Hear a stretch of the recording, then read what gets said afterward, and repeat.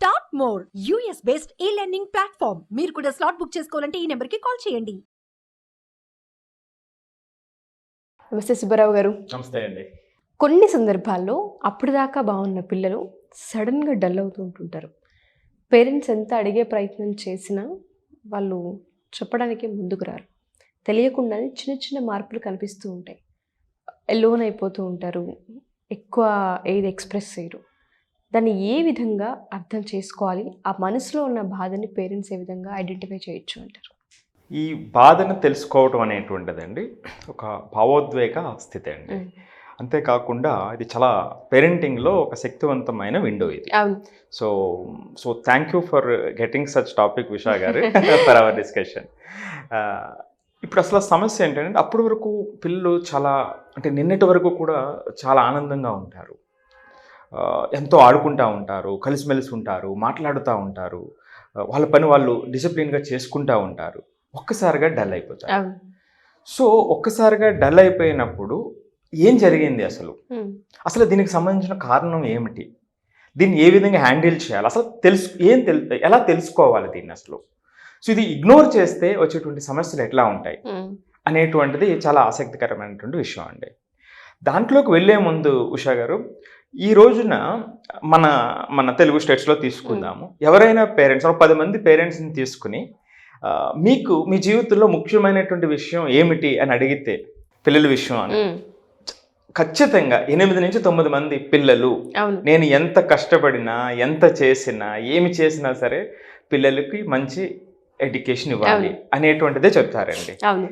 So మరి ఆ education ఇవ్వాలి అంటే ఒక స్కూల్లో జాయిన్ చేసి కావలసినటువంటి సౌకర్యాలు ఇస్తే సరిపోతుందా? అదే స్థాయిలో అంటే మనం దాన్ని ఎంతైతే ప్రేమిస్తున్నామో మన జీవితమే పిల్లలు అనుకునేటువంటి సందర్భంలో ఎంత సమయం ఇస్తున్నాము? డబ్బులు ఇస్తే ప్రేమ వస్తుందా? డబ్బులు ఇస్తే ఆప్యాయత వస్తుందా? రైట్. సో ఈ అంశాన్ని ఒక్కసారి పేరెంట్స్ అందరూ కూడా గుర్తుపెట్టుకోవాల్సినటువంటి విషయం. అంటే మన జీవితంలో పర్టికులర్లీ మన సౌత్ ఇండియాలో కానివ్వండి, తెలుగు పేరెంట్స్ కానివ్వండి, నా జీవితం పిల్లల్ని మంచి స్థాయికి తీసుకురావటం, నేను ఎంత కష్టమైనా పడినవ్వండి అనేటువంటి ఉద్దేశంతో ఉన్నటువంటి మనం అంటే మన జీవితమే దాన్ని అనుకునేటప్పుడు ఆ జీవితానికి మనం కేటాయించేటువంటి సమయం ఎంత ఉంది అని ప్రతి పేరెంట్ ఒక్కసారి ఆలోచించవలసినటువంటి అవసరం ఉంటుంది. అంటే కేటాయించవలసిన సమయం అంటే మనం అన్నీ ఇస్తున్నాం కదా అని కాదు. సో మనం ఎంత శ్రద్ధగా మాట్లాడుతున్నాము, ఆ సమస్యను తెలుసుకోవడానికి ఏం చేస్తున్నాం అనేటువంటి ఆలోచించవలసినటువంటి అవసరం ప్రతి ఒక్కరిలో ఉంది. ఈ ప్రశ్నతో దీన్ని నేను మొదలు పెట్టబోతున్నాను.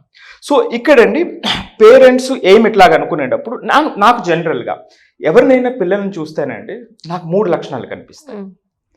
ఒకటి, అనంతమైన శక్తి. ఆ పిల్లలు రేపొద్దుట ఈ ప్రపంచాన్ని ఏ విధంగా వెళ్తారు అనేటువంటిది ఎవరికీ తెలియదు, ఎంత స్థాయికి వెళ్తారు అనేటువంటిది ఎవరికీ తెలియదు. రెండవది ఆనందం అండి. ఇక మూడవది వచ్చేటప్పటికి స్వచ్ఛత అండి. ఆ పిల్లల్లో ఎంత స్వచ్ఛత అంటే చిన్నప్పుడు మనం పిల్లల్ని చూసినప్పుడు అప్పటికప్పుడు దెబ్బలాడుకుంటారు. అమ్మ కొడుతుంది లేకపోతే తిడుతుంది, చక్కగా నాన్న దగ్గరికి వస్తాడు, ఏదో ఒక సూతింగ్ 2 మాటలు చెప్తే మళ్ళీ వెళ్ళిపోయి అమ్మ దగ్గరికి వెళ్తాడు. అన్న అక్క లేదా అన్న చెల్లి ఎంత చక్కగా అంటే అంత స్వచ్ఛంగా ఈ ప్రపంచం కూడా ఉంటే ఎంత బాగుంటుందండి. సో ఆ సందర్భంలో అంటే మీకేమనిపిస్తుంది ఎవరినైనా పిల్లల్ని చూస్తే మీకు గుర్తుకొచ్చేటువంటి? మా అబ్బాయేనండి ఎగ్జాంపుల్. మా అబ్బాయి చిన్న బాబు ఉన్నాడు. కొన్నిసార్లు అరిచినా చేసినా మళ్ళీ నవ్వుకుంటూ వాళ్ళ దగ్గరకు వస్తూ ఉంటుంటారు. కల్మషం లేని మనస్తత్వాలు వాళ్ళవే అని చెప్పుకోవాలి. సో అంటే నేనేమనుకుంటానంటే అండి ఈ ప్రకృతి ఆ స్వచ్ఛతని ఇస్తుందంటే వాటర్ అయినా కానివ్వండి, గాలి అయినా కానివ్వండి, పిల్లలైనా కానివ్వండి. ఆ తరువాత మనకున్నటువంటి కొన్ని బిలీఫ్ సిస్టము, కొన్ని వ్యవస్థలో ఉన్నటువంటి కొన్ని ఆ మాలిన్యాన్ని మనం తీసుకొస్తాం. కొంతవరకు అవసరం, కొంతవరకు అవసరం లేనటువంటివి. సో ఈ సందర్భంలో మనం మళ్ళీ coming back to the point అండి, అసలు ఏంటి ఈ బాధని ఎట్లా అర్థం చేసుకోవాలి మనం అనుకునేటప్పుడు ఒక 3 సందర్భాలు మనం ఇక్కడ చూడొచ్చండి. అందులో మొదటిది ఒంటరి అవ్వటం.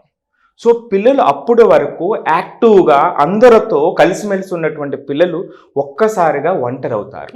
సో వాళ్ళు గదిలోనే ఉంటారు. పిల్లలు పిలిచినా అంటే ఫ్రెండ్స్ పిలిచినా ఆడుకోవడానికి వెళ్ళరు, రెస్పాండ్ అవ్వరు. సో మనం పదే పదే మాట్లాడినప్పుడు ఆ ఇంప్లికేషన్స్ మరలా అంటే పదే అడిగినప్పుడు ఆ ఇంప్లికేషన్స్ వేరే లెవెల్లో ఉంటాయి. సో మరి దీనికి కారణం ఏమిటి? సో ఒంటరి అయిపోవడానికి కారణం. సో ఒంటరి అయిపోవడానికి మొట్టమొదటి కారణం పాజిటివ్ కాంటాక్ట్లో తీసుకునేటప్పుడు ఒక్కసారి చదువులో వెనకబడి ఉండొచ్చు. చదువులో పేరెంట్స్ యొక్క ఎక్స్పెక్టేషన్స్ మీట్ కాలేకపోవచ్చు, లేదా పేరెంట్ యొక్క ఎక్స్పెక్టేషన్స్ రియలిస్టిక్గా లేకపోవచ్చు. సో ఇవి పాజిటివ్ రీజన్స్ అనుకుంటే, ఇక మనకి తెలియనటువంటి కొన్ని రీజన్స్ ఉంటాయండి. సో ఆ రీజన్స్ ఏమిటి అంటే, ఎవరైనా వాళ్ళని భయపెట్టడం కానివ్వండి, ఇప్పుడున్నటువంటి పరిస్థితుల్లో కొన్ని మనం చర్చించాల్సినటువంటి అంశమే కొంచెం లైంగిక వేధింపులు కానివ్వండి, చిన్నపిల్లల నుంచి కూడా అనేక మనం వింటూ ఉన్నాము. సో ఇవి అంటే ఆ సందర్భంలో ఎలా ఉంటుందంటే, మన పిల్లలు మనతోనే ఉంటారు, ఏదో చెప్పాలనుకుంటారు, చెప్పలేనటువంటి పరిస్థితి. సో దీన్ని మనం చాలా జాగ్రత్తగా, మదర్స్ చాలా జాగ్రత్తగా అర్థం చేసుకునేటువంటి అవకాశం వాళ్ళకు ఉంటుంది, ఆ శక్తి కూడా వాళ్ళకు ఉంటుంది. సో దాన్ని జాగ్రత్తగా అర్థం చేసుకునేటప్పుడు అంటే ఒక్కసారి ఏమవుతుందంటే, పేరెంట్స్తో వచ్చేటప్పుడు కొంచెం కాన్ఫ్లిక్ట్స్ ఉంటాయి, అవి ఉంటాయి, ఒక రోజు ఉంటాయి, 2 రోజులు పోతాయి. ఎప్పుడైతే ఈ లక్షణాలు అదే పనిగా కొనసాగుతూ ఉన్నాయో ఖచ్చితంగా మనం అక్కడ ఆలోచించవలసినటువంటి అవసరం, కొంచెం లోతుగా వెళ్ళవలసినటువంటి అవసరం. సో ఈ సందర్భంలోనండి ఇక్కడ మనం ఒక ఎగ్జాంపుల్ నేను చెప్తాను. అంటే ఇలాంటి ఎగ్జాంపుల్స్ మనం చెప్పుకోకపోతే సహాయం చేసిన వాళ్ళు అవ్వమండి. సుమారుగా 5 సంవత్సరాల క్రితం బెంగళూరులో మన దగ్గర ఒక స్టూడెంట్ ఉండేది, ఒక అమ్మాయి. ఆ అమ్మాయి ఎప్పుడు చక్కగా ఉండేటువంటి అమ్మాయి ఒక్కసారిగా డల్ అయిపోవటం, చాలా లో అయిపోవటం, చదవలేకపోవటం అనేటువంటి పరిస్థితుల్లో ఉంది. ఏదైతే మన సిస్టమ్ ఉందో, మన సిస్టమ్ ప్రకారం మనం ఎప్పుడు కూడా అనలైజ్ చేస్తూ ఉంటాం కాబట్టి, ఓకే ఎందుకు ఇట్లాగ అవుతుంది అనేటప్పుడు, సో ఎందుకు చెప్పలేనటువంటి పరిస్థితి, అమ్మాయి కూడా చెప్పలేకపోతుంది. సో ఆ సందర్భంలో మనం లేడీ ఫ్యాకల్టీని అరేంజ్ చేసి మీరు పోయి కనుక్కోండి అసలు ఏమిటనేటువంటిది, కొంచెం పర్సనల్గా మాట్లాడండి అని అనుకునేటప్పుడు, మాట్లాడడం మొదలుపెట్టిన తర్వాత 2-3 రోజుల తర్వాత ఆ అమ్మాయి ఓపెన్ అయింది. సో ఏమి జరిగింది అంటే, ఆ అమ్మాయికి చెప్పుకోలేనటువంటి పరిస్థితి. ఏంటి చెప్పుకోలేనటువంటి పరిస్థితి? ఆ లైంగిక వేధింపు మరెవ్వరి దగ్గర నుంచో కాదు, తండ్రి దగ్గర నుంచి. సో అంటే మనం ఇంత ఎఫర్ట్ పెట్టి అంత ప్రేమగా వాళ్ళని చూసినప్పుడు మాత్రమే మనకు అర్థమవుతుంది. అంత వ్యవస్థ ఎక్కడ ఉంటుందండి? ఇంటిలోనే తండ్రి దగ్గర నుంచి. ఒక 5 సంవత్సరాల క్రితం జరిగినటువంటి వాస్తవికమైనటువంటి ఘటన నా ముందు జరిగినటువంటిది. సో లేడీ ఫ్యాకల్టీని పంపించి మాట్లాడించిన తర్వాత, ఇది తెలిసిన తర్వాత ఎలా చేయాలి, ఎలా డీల్ చేయాలి, ఇప్పుడు దీన్ని, ఈ సమస్యను ఎట్లా పరిష్కరించాలి చెప్పండి. సొంత తండ్రే. సో అప్పుడు కొంచెం జాగ్రత్తగా మళ్ళీ ఆ కంపెనీ హెడ్ క్వార్టర్స్ కాల్ చేసి అసలు ఏం చేద్దామని కొంత గవర్నమెంట్ హెల్ప్ తీసుకుని, పోలీస్ డిపార్ట్మెంట్ హెల్ప్ తీసుకుని అక్కడికి వెళ్ళి ఇన్వెస్టిగేట్ చేయడం జరిగింది. మన టీచర్స్ కూడా అక్కడికి వెళ్ళారు, మాట్లాడారు. అంతా చూసిన తర్వాత అది నిజమని తెలిసిన తర్వాత అమ్మాయిని రిహాబిలిటేషన్ సెంటర్స్కి వేరే చోటకి పంపించారు. గవర్నమెంట్ అండ్ ఓవర్లో ఉండేటువంటి హాస్టల్ లాంటి దానికి. ఇంతకీ ఎవరు తీసుకొచ్చారు సార్ అసలు పాపని? మదరా మీ దగ్గర? లేదండి, మనమే ఐడెంటిఫై చేయడం. మదర్కి కూడా తెలియదు ఆ సందర్భంలో. సో మనమే ఐడెంటిఫై చేసి ఎందుకు ఈ అమ్మాయి లోగా ఉంటుంది, ఎందుకు ఇట్లా జరుగుతుంది పాపం అని. మరి ఇవి అంటే ఇప్పుడు నేను మగవాడిగా కొన్ని విషయాలు ఆడవాళ్ళతో మాట్లాడేటప్పుడు కొన్ని అడ్డంకులు ఉంటాయి. సో అందుకే ఒక లేడీ ఫ్యాకల్టీని పంపించి అసలు కనుక్కోండి అన్నప్పుడు 2-3 రోజుల తర్వాత విషయం మనకు అర్థమైనటువంటి విషయం. మరి ఇట్లాంటి సందర్భం అంటే ప్రపంచం ఈ రకంగా ఉందండి. సో ఇక్కడ నేనేమంటానంటే, ఒక టీచర్ అనేటువంటి వాడు ఏకకాలంలో తల్లి, తండ్రి, అన్న, ఫ్రెండ్, లేదా నిస్వార్థంగా వాళ్ళ యొక్క ఉన్నతిని కోరుకునేటువంటి వ్యక్తిగా టీచర్స్ తయారైనప్పుడు, టీచర్స్ యొక్క బాధ్యత కూడా అదేనండి. పూర్వం టీచర్ అనేటువంటి వాడి మీద ఆ ఊరు కానీ, ఆ వ్యవస్థ కానీ ఆధారపడి ఉండేది. అంతటి గొప్ప రోల్ టీచర్ది. సో అలాంటి ప్లేస్ మనకి విద్యాలయాలు కావాలండి. సో ఇలాంటి సమస్యలు అంటే ఎక్కడో ఒక సైకాలజిస్ట్ దగ్గరగా వెళ్ళవలసినటువంటి పని లేదు. ఎప్పుడైతే టీచరు ఒక్కసారిగా ఈ 5 లక్షణాలు కలిగి ఉన్నామో, ఒక్కసారి చూడండి ఆ విద్యాలయం యొక్క పరిస్థితి ఎట్లా ఉంటుందో, అక్కడ పిల్లలు ఉండేటువంటి ఆనందం, ఆ స్వచ్ఛత ఎట్లా ఉంటుంది అనేటువంటిది.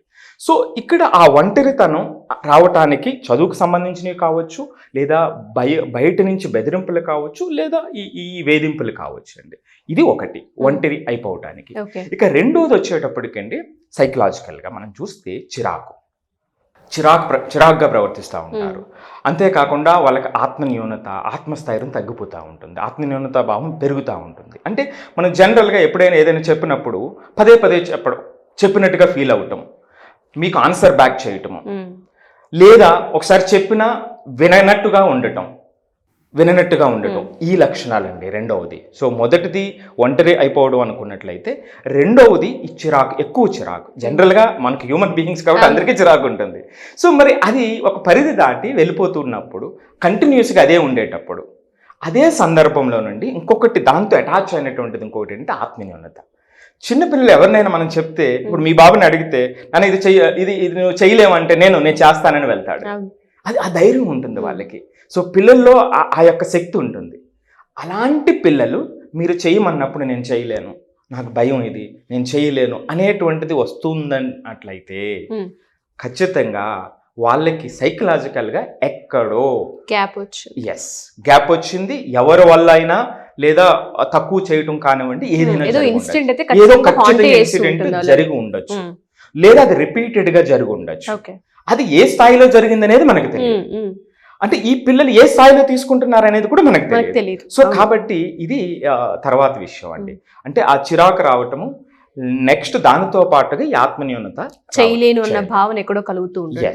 సో ఆ శక్తి ఉండవలసినటువంటి పిల్లలు లేదు అని జరుగుతున్నారు అంటే ఇది రెండో సందర్భం అండి. ఖచ్చితంగా మనం కాన్షియస్ గా అబ్జర్వ్ చేయవలసినటువంటిది. ఏం కన్క్లూజన్ వద్దు, కాన్షియస్ గా అబ్జర్వ్ చేయవలసి. మూడవది అండి, లాస్ట్ది చాలా సింపుల్ గా మనకి, మూడవది ఆరోగ్యం.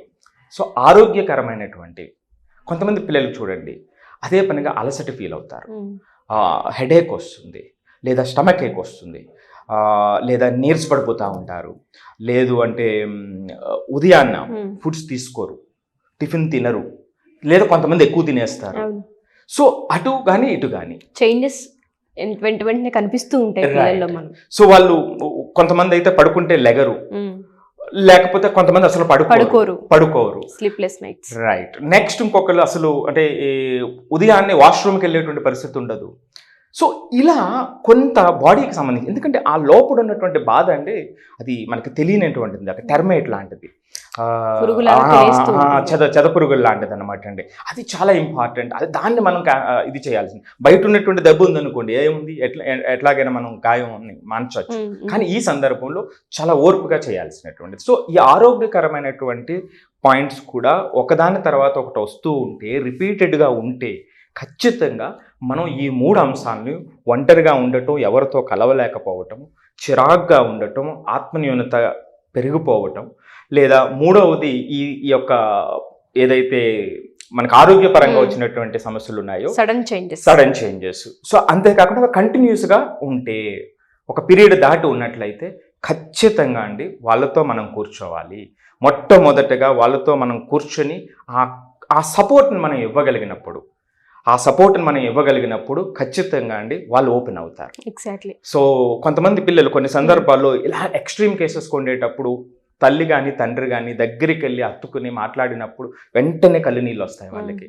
సో అది అది అది అక్కడితో ఆగదండి. ఆ జీవితాంతం వాళ్ళకి ఒక సపోర్ట్, మా నాన్న ఉన్నాడు, లేకపోతే మా అమ్మ ఉంది అనేటువంటి ఒక సపోర్టు ఏ సందర్భంలోనైనా గుర్తుకొస్తుందండి. పిల్లల్ని ప్రేమించేది ఎప్పుడు కూడా వాళ్ళ కష్టంలో ఉన్నప్పుడు ఆ ఇచ్చేటువంటి ప్రేమ వాళ్ళకి బలాన్ని ఇస్తుందండి.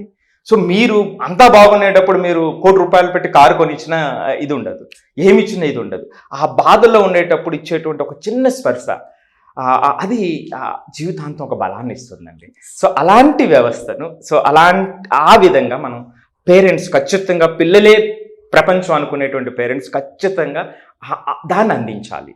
మీరు ఇచ్చేటువంటి వాటితో పాటు దాన్ని అందించాలి. ఆ అందించేటువంటి క్రమంలో మా హెల్ప్ కావాలంటే మనం ఎప్పుడు తప్పకుండా సార్. చాలా మంది పేరెంట్స్ ఎలా అంటే, పిల్లలకి సడన్గా వయసు పెరుగుతుంది కదా, ఈ చేంజెస్ కామన్గా వస్తూ ఉంటుంటాయని తీసి పడేస్తూ ఉంటారు. కానీ అదే గనక కంటిన్యూ అవుతూ వస్తూ ఉంది అంటే, ఒకసారి కాకపోతే ఒకసారైనా కూర్చొని మాట్లాడాల్సిన అవసరం ఉంటుంది. అది ఆరోగ్యపరంగా వచ్చిన సమస్యల, లేదంటే మానసికంగా, శారీరకంగా ఏమన్నా లైంగిక ఇబ్బందులు ఏమైనా జరుగుతున్నాయా, అది ఖచ్చితంగా తెలుసుకోవాల్సిన అవసరం ఉంది. అండ్ థర్డ్ విషయానికి వస్తే, వాళ్ళని వాళ్ళు చేయలేము అన్న భావనకి ఏమైనా వెళ్ళిపోతూ ఉన్నారా, ఆ ఇన్స్టెంట్ దేనివల్ల డెవలప్ అవుతుంది, ఏదైనా జరగకూడదు, చూడకూడదు, ఏదైనా అనుభవాన్ని వాళ్ళు ఎక్స్పీరియన్స్ చేస్తున్నారు అనేది కనుక పేరెంట్స్ కూర్చొని మాట్లాడగలిగితే, పిల్లలు ఫస్ట్ ఎలోన్ అవ్వకుండా ఉండే అవకాశాలే చాలా ఎక్కువగా కనిపిస్తూ ఉంటాయి. ఈ 3 పాయింట్స్ ప్రతి పేరెంట్ కూడా ఈ ఎపిసోడ్ 1కి 2 సార్లు రిపీట్ చేసి చూడండి. పిల్లలు వయసు పెరుగుతుంది కదా, ఈ టైంలో ఇలానే ఉంటారన్న అపోహకు మాత్రం దయచేసి వెళ్ళొద్దు. సడన్గా పిల్లల్లో ఎక్కువ తినడం, అసలు తినకపోవడం, స్లీప్లెస్ నైట్స్ అండ్ దాంతోపాటు సడన్గా ఎలోన్ అయిపోవడం, చిరాకు పడుతుండడం, కలుపుకుందామన్న దగ్గరికి రాకపోవడం, ఇలాంటివి ఏమన్నా కంటిన్యూస్గా చాలా ఎక్కువగా చేస్తున్నారని కనుక మీకు కనుక అనిపిస్తే ఖచ్చితంగా సుబ్బారావు గారిని మీరు అప్రోచ్ అవ్వచ్చు. మీరు కింద స్క్రోల్ అవుతున్న కాంటాక్ట్ని మీరు కాంటాక్ట్ చేస్తే సుబ్బారావు గారి టీం మీకు పూర్తి వివరాలు అందిస్తారు. Thank you so much sir. మంచి అనాలిసిస్ ఇది, పేరెంట్స్ అందరికీ చాలా పెద్ద హెల్ప్ అవుతుంది ఇది. Thank you sir, thank you so much.